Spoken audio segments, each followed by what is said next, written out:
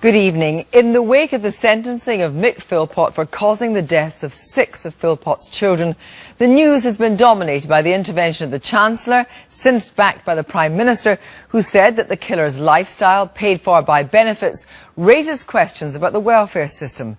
But the judge in the case, Mrs. Justice Thirlwall, was very keen to stress that it was necessary to lay out Philpott's history with other women before pronouncing sentence on him. She went on to set out a picture of a dangerous man who inflicted appalling physical and mental abuse on his wife and his lover and had done so to women previously. Zoe Conway reports. Behind closed doors, more than 2 million people in the UK are suffering from domestic abuse. It's not just about violence. Mick Philpott didn't just assault his wife Mairead, he tried to own her and his mistress. The judge who sentenced him said, "You controlled and manipulated those women as you had controlled and manipulated their predecessors. These 2 young women were not even permitted to have a front door key. Women were your chattels. You bark orders and they obey." And it's just, people need to be shocked with things like this, because this is what's going on your street. Tomorrow.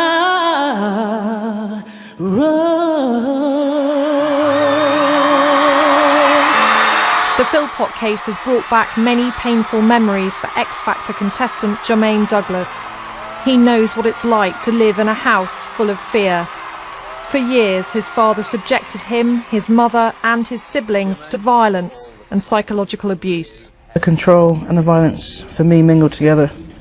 The control was a massive part of everything, and that's the part that gets you more than the physical abuse, the emotional torture, and to know that you can't be anything because he's there. And a lot of people think, why didn't she get away from him? Why didn't she do this and do that? But the control just keeps you in that little bubble, and you can't escape that. Last year, around 1.2 million women in England and Wales were affected by domestic abuse. Fewer than 1 in 4 people who experience abuse at the hand of their partner report it to the police. The most common form of abuse is non-sexual. I just can't be thinking of school right now. I don't need the stress. No, I just don't feel like it. What? Don't you love me? Domestic violence is not just to be found in adult relationships. The government, which produced this video, says the level of abuse in teenage relationships is worryingly high. In fact, young people may be more susceptible to abuse than any other age group. Just last month, the Home Office expanded its definition of domestic violence to include 16 and 17-year-olds who are in relationships. It also added to the definition coercive behaviour, which it said is an act or a pattern of acts of assault, threats, humiliation and intimidation or other abuse that is used to harm, punish or frighten their victim. He started to push me and pull me, and he started to hit me really, like burn me with lighters, and then it got on to like hitting, punching, slapping. Last April, Newsnight met Taylor Douglas. She was 16 years old when her boyfriend abused her. She finally broke free 2 years ago. Young men in general, I find, have a lack of respect for young women, and it's because of music and sort of the media and rappers, how they talk about slapping their women and stuff like that. I think that it encourages it. It's not just the lack of good male role models that worries Taylor. I see Rihanna with her partner Chris Brown being beaten and then getting back with him and showing that the world that that's acceptable. Obviously it's her own personal choice, but it doesn't really give off the right impression. I mean, you can call her a mate after what she accused me of last week. One of the most well-known stories of abuse involves Kirsty and Tyrone in Coronation Street. But she isn't the victim. The plotline led to a huge increase in the number of men calling a helpline for male victims of abuse. In Britain last year, 800,000 men suffered as a result of domestic violence. And then lied to me like the liar you are! It's all very well raising the profile of domestic abuse, but can we afford to? there is so much abuse and domestic violence that I think we are in a crisis. We've got massive cuts to public spending. We've got the withdrawal of funding to voluntary agencies that deal with this kind of violence, and yet we're being asked to do more and more to protect children and adults from harm. The Philpott case brought the issue of persistent and controlling abuse out into the open this week. But will individuals, authorities and the justice system change as a result? Zoe Conway. Well, Polly Neat is the Chief Executive of Women's Aid, a charity which campaigns to end domestic abuse and also works with victims. Carmel Napier is Chief Constable of Gwent Police and the Lead Officer for Domestic Violence at the Association of Chief Police Officers. And Anna Lark is a former partner of the comedian Justin Lee Collins, who was convicted last October of harassment causing fear of violence after he subjected her to a campaign of abuse during their relationship. First of all, Anna, the CPS figures suggest that women experience an average of 35 incidents of domestic violence before reporting the incident to the police. In the Philpott case, as far as we understand, these women don't go forward at all. Does that surprise you? It doesn't surprise me at all. It's a really...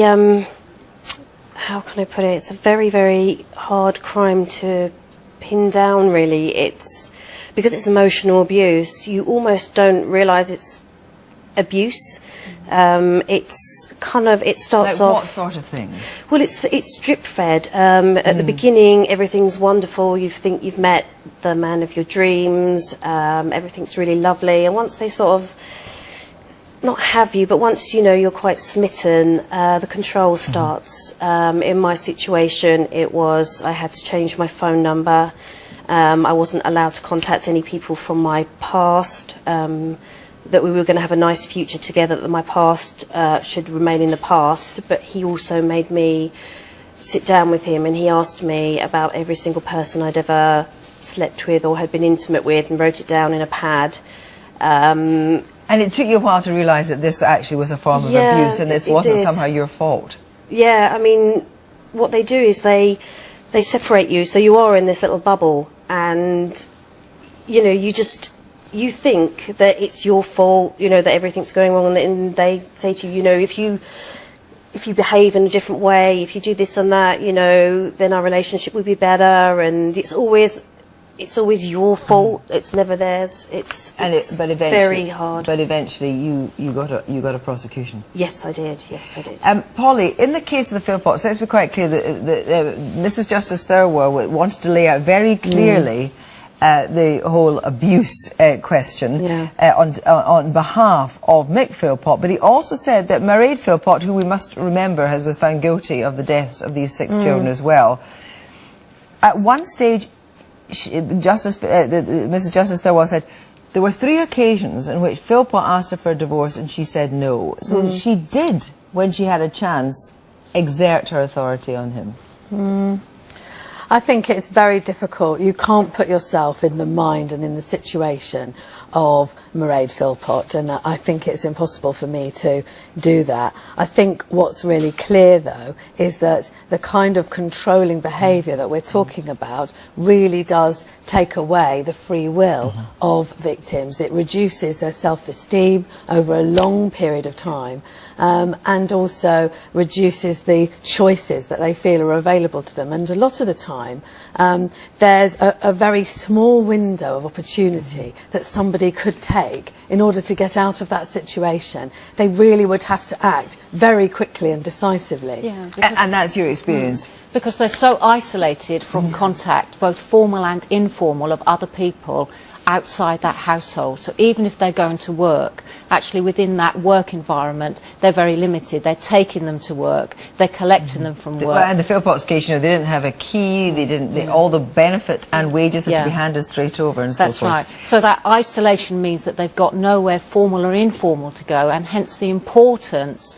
of people at work, neighbours, families, friends, police, social services, health service in particular, for someone who's having contact with doctors, maternity provision, etc., to be proactive and alert. But does that make you powerless in many ways, in the sense that you don't have all these other agencies and these other people coming forward? It's very difficult sometimes for the police, is it, not to take it seriously, but to act on it? I think all agencies need to be alert and proactive and then work together so that all the jigsaws can be put together. So actually, you know, people are presenting differently from what would be a person who's living within a happy environment, and actually the circumstances would be different. And I think it's about that training and awareness, both within the wider public and families and friends, that will help address that. But it's also the idea that if you do anything about it, yeah, it'll come back 10 times worse for you. Exactly. There's death threats. You know, I'll put you in hospital. If you leave me, I'll put you in intensive care. I'll hurt the cat. There's all sorts of threats. I'll tell your parents about your past, and just all sorts of control to, and you're absolutely petrified. You're absolutely petrified, and you just lose your identity. It's almost it's a brainwashing, and it's really, really scary. This wasn't the focus of the main reporting after the case, was it? I mean, no, that's right. And I think it's really important that we understand, you know, the domestic violence dimension to this case and to other high-profile cases that happen, because the kind of thing that Carmel was talking about all agencies really being aware of and understanding the problem, and women themselves being able to name what they're experiencing as abuse, that's about a discourse and a cultural scenario yes, around and you heard everybody. the young people saying there, you know, that the whole nature of control, it's hard to work out that you're actually being controlled. And recently the change, of course, has been allowed that 16 and 17-year-olds should also be seen as victims of domestic abuse, but also the cumulative effect of coercion. Yes. And actually, a number of incidents can be taken together to prove psychological abuse. But this is not necessarily about criminal convictions. No, it isn't, but it is about, really, the first thing the victim wants is the abuse to stop, and the support for the families. So actually we should worry less about criminal or not criminal or civil, but to work with the victim to actually ascertain the whole circumstances, what's happening in that relationship. But is that part of the police's remit? Yes, it is, to work with the other agencies and the victim to do that, and at the same time to look at the perpetrator. So there's been a lot of focus in domestic abuse historically, and this is where we're changing our working together to do victim and perpetrator at the same time, so that we know the detail of the perpetrator's history of relationship, not only with that individual but with others, and holistically investigate the incident which is attended, which the first for the police will be the 36th for the victim. And that's really important to remember. To remember that. But also, we must also remember that we are talking not only about women in domestic abuse. I mean, the Coronation Street line that's been running on Tyrone, that there are many men who are also victims of abuse who also don't come forward. I think that's right, and it is very difficult for any victim of abuse to come forward, but I also think it's important to remember that where you have a repeated pattern of abuse, almost 90% of the victims of repeated abuse are women, and that is an important thing to remember. Do you think the police are still taking this seriously, or are trained to take this seriously enough? I think at the top of the police and indeed the CPS, I think there is an absolute will to take this seriously. I think there's a real commitment. I think on the ground, at grassroots level, it is patchy, and police officers are part of society, and they're influenced by society's attitudes towards women, towards domestic abuse in general, and it's really important that they have training and awareness in order to break free of that. You accept that actually at the ground level it's not so well recognised, it's not so well dealt with? We've recognised that actually that is an area that we need to improve on, and as a result of that our focus has been working with heads of public protection in all the forces and chief officers to actually enhance the role of the specialist domestic abuse officers. So in my own force, for example, the frontline officers are trained, they do their responding emergency response in order to make the victim safe, do the risk assessment, which is so key, and then the specialist investigators on duty 24/7, looking not only at that incident but working with the victim, perpetrator, children, other agencies to do a holistic investigation of the whole incident. The whole culture, I mean, MTV ads running now because this is abuse in front of your face when your phone's taken away and you don't even know it. Exactly, yeah. Young women are not fully appraised of their own rights, absolutely. Are they? No. And we've found recently that a fifth of 16 to 19-year-old girls don't understand being coerced into sexual acts, for example, as abuse. We really need to deal with this in the education system. Yeah. Absolutely, I do agree. There isn't, especially with this case, how it's been turned into about benefits. I mean, it's just, the whole thing is a 30-year, this man has like had is 30 years of domestic abuse. And it must have presented somewhere. I mean, we will hear perhaps in the future if it did present. But on the question, because I know that Women's Aid were concerned about, in the reform to make sure that benefits are so-called simplified, there'll be a universal benefit which will be paid into an account which doesn't necessarily need to be the women's account in the house. And what the claim is, that will give women less freedom to be able to get out. They still get child benefit themselves, though?